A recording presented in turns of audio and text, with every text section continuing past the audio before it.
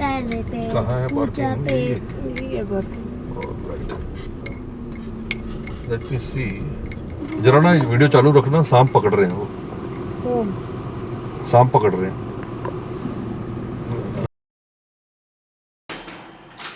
मी आपल्या आयुष्याचे लई वर्ष महाराष्ट्रामध्ये काढले आहे, पण या पोरांचा हा फर्स्ट टाइम आहे।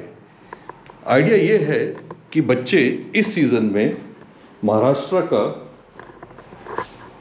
कल्चर, कुजीन और क्लाइमेट एंजॉय करें।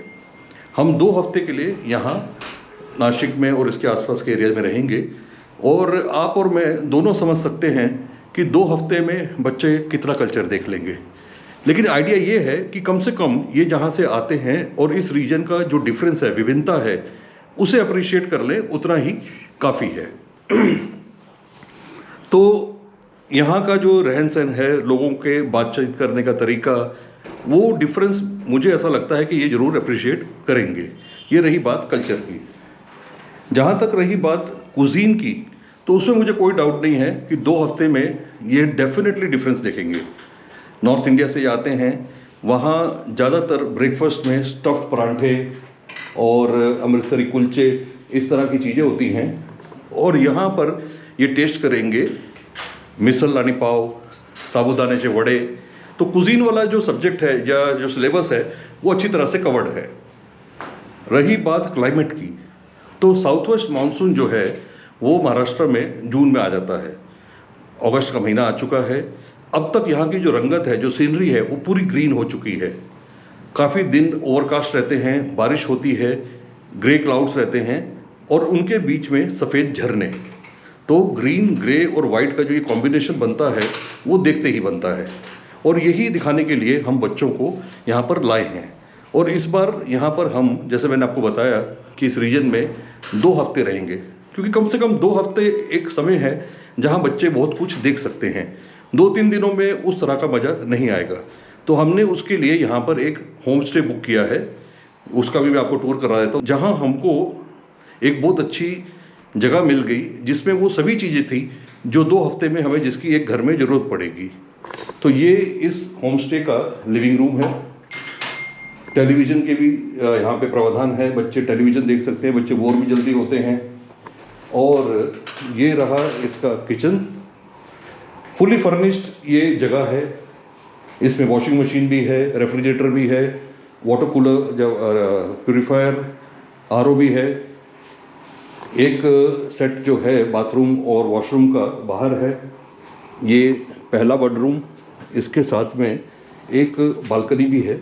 और इस समय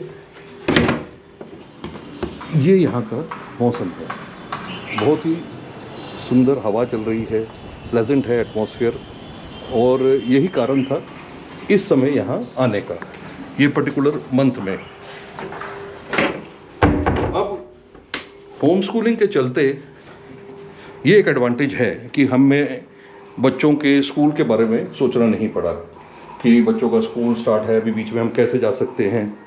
तो ये मौका था जिसका हमने फ़ायदा उठाया, और बच्चों की जो क्लास है उसे 4 दीवारी से निकाल कर हम यहाँ पर बाहर ले आए हैं। तो बच्चों ने एक बार पहले ये एक्सट्रीम विंटर क्लाइमेट एक्सपीरियंस किया है। इन्हें हम कुफरी लेके गए थे, वहाँ कुफरी में इन्होंने स्नोफॉल देखा, और इस बार ये मानसून का मज़ा लेंगे। तो चलिए अपने नासिक का टूर शुरू करते हैं। तो ये जो नासिक की हम अपने टूर की शुरुआत कर रहे हैं, सबसे पहले यहाँ पेट्रोल डलवाने आए थे पेट्रोल पंप पे, और यहाँ हमने देखा कि इस पेट्रोल पंप पे जो अटेंडेंट्स हैं वो दोनों लेडीज़ ही हैं। मतलब यहाँ पेट्रोल भरने का जो काम है ये दोनों लेडीज़ ही संभाल रही हैं।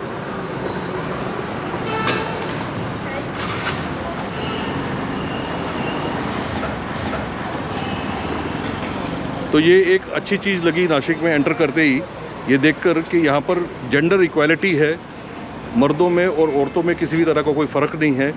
लेडीज़ आज वो सब काम कर सकती हैं जो मर्द कर सकते हैं। ये यहाँ के मैनेजर हैं, क्या नाम है आपका? My name Sachin Pawar. Sachin, nice meeting you. और बहुत अच्छा लगा आपने ये पेट्रोल पंप में आपने बहुत अच्छा पहल किया है। तो ये अपने नासिक की एक अच्छी शुरुआत हो गई। तो पेट्रोल भरवा कर अब हम अपनी पहली डेस्टिनेशन की तरफ चल रहे हैं। हम अपनी गाड़ी में ही घर से यहाँ तक आए हैं, उसका भी एक कारण था। अब जब हम कोई जगह देखने जा रहे हैं अपनी गाड़ी लाने का एडवांटेज एक ये भी है कि फ्लेक्सिबिलिटी रहती है, टाइमिंग का कोई रिस्ट्रिक्शन नहीं रहता है, आप जब चाहे मूव कर सकते हैं, जहां आप घूमना चाहें वहां घूम सकते हैं। और बच्चों की होम स्कूलिंग चल रही है, जैसे मैंने आपको बताया कि घर से बाहर निकले हैं तो और भी चीज़ें देखें। अब इसमें मैं स्पेशल मेंशन ये करना चाहूँगा कि जो रास्ता था, यानी कि हम दिल्ली को बाईपास करते हुए आए हैं वेस्टर्न पेरिफेरल एक्सप्रेसवे से, तो वो जो है वो तो पहले से ही एग्जिस्टेंट है और काफ़ी अच्छी सड़कें हैं वहाँ पे। लेकिन उसके बाद जब हम राजस्थान में एंटर किए हैं, वहाँ के बारे में आपको बताना चाहूँगा कि एकदम नए एक्सप्रेसवे बने हैं, एकदम इंटरनेशनल स्टैंडर्ड के। और ज़्यादातर एक्सप्रेसवे पे हम अकेले ही थे, बीच बीच में उन्होंने विश्राम गृह रेस्टरूम्स बनाए हैं जहाँ पर कई रेस्टोरेंट शुरू हो चुके हैं और फ्यूल फिलिंग की सुविधा भी वो उपलब्ध करा रहे हैं। हर जगह पर अभी फ्यूल अवेलेबल नहीं है, कुछ सिलेक्टेड जगहों पर ही है, लेकिन हर जगह पर पेट्रोल पंप भी वो इंस्टॉल कर रहे हैं। तो बहुत ही अच्छी सुविधा ये मुहैया कराई गई है और एक्सप्रेसवे तो मतलब कि दिल खुश हो गया उस पर गाड़ी चलाकर।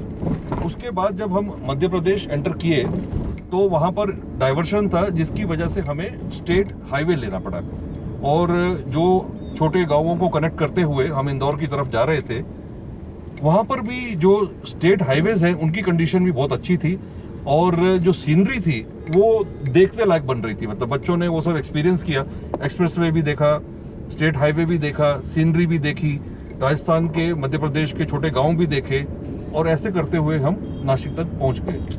तो ये जो एक एक्सपीरियंस है ये भी अपने आप में एक यूनिक एक्सपीरियंस रहा। और उज्जैन के बाहर हमें विंड मिल्स मिली 67 किलोमीटर्स बिफोर उज्जैन।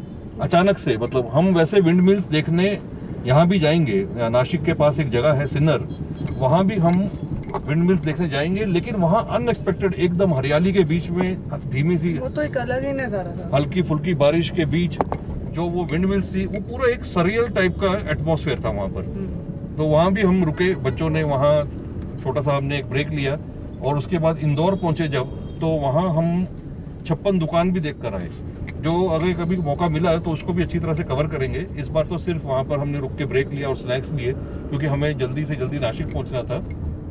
तो कुल मिलाकर अपनी गाड़ी से आने का जो सफ़र ये रहा, वो सफ़र नहीं था, वो बहुत ही एक मज़ेदार ड्राइव रहा। और जैसा कि मैंने आपको बताया कि अब हम सुबह आराम से अपना उठे हैं और अपनी पहली डेस्टिनेशन की तरफ जा रहे हैं और कुजीन आज बच्चे यहाँ का ट्राई करेंगे। एक बहुत फेमस यहाँ पर जगह है, जब वहाँ पहुँचेंगे आपको दिखाएंगे वो। तो इसी तरह से हम ये व्लॉग्स को 2 प्लेलिस्ट में स्प्लिट करेंगे। एक तो साइट सीइंग जो हम जगहें देखेंगे वो हो गई, और दूसरी फूड व्लॉग्स जो हैं उसकी अपनी एक प्लेलिस्ट रहेगी। तो आज की पहली डेस्टिनेशन है ग्रेप एम्बेसी। तो सबसे पहले इसका ट्रैवलिंग बात कर लेंगे। ओके जी। मैं ये ग्रेप एम्बेसी आ गई हरप्रीत। मैं ये बोल रही नेत्रो, ग्रेप एम्बेसी आ गए हैं। पहले जहाँ आए हो वहाँ चलो, नेक्स्ट आपका ट्रैम्पोलिन पार्क भी आज हो जाएगा, फिक्र मत करो। पापा मैं कह रही हूँ कि अब हम यहाँ पे बुकिंग कैसे कराएंगे? बुकिंग कराने की कोई जरूरत नहीं, वहाँ सीधा जाके टिकट मिल जाएगी आपको। वाह, और ये आ गया देखो आपका ग्रेप एम्बेसी।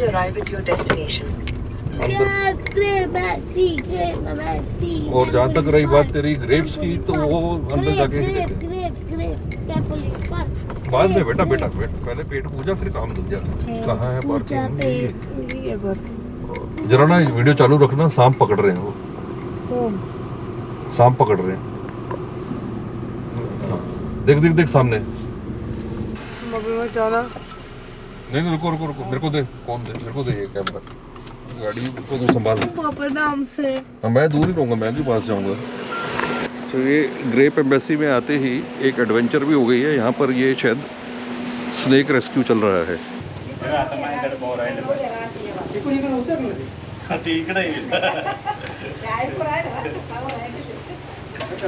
सांप आ गए। अच्छा हाँ। हाँ ये है ना इसमें फल। अब उसमें भी मार रहे हो डंक।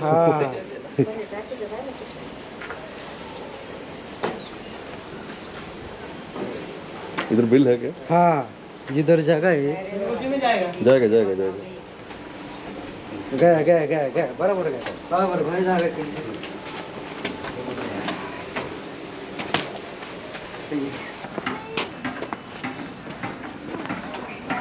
स्टेप बाय स्टेप जो पहले पापा जो ट्रैम्पोलिन ना पे हाँ हाँ हाँ हाँ आई नो मेरे को पता है तेरे को सिर्फ ट्रैम्पोलिन पार्क की पड़ी वो सब बाद में हो वो जाएगा। देखो ट्रैम्पोलिन पार्क है वो देख ट्रैम्पोलिन पार्क मतलब ये देखो यहाँ पे ये रहा ग्रेप एम्बेसी जहाँ नकुल जो है ग्रेप्स तोड़ना चाहता है।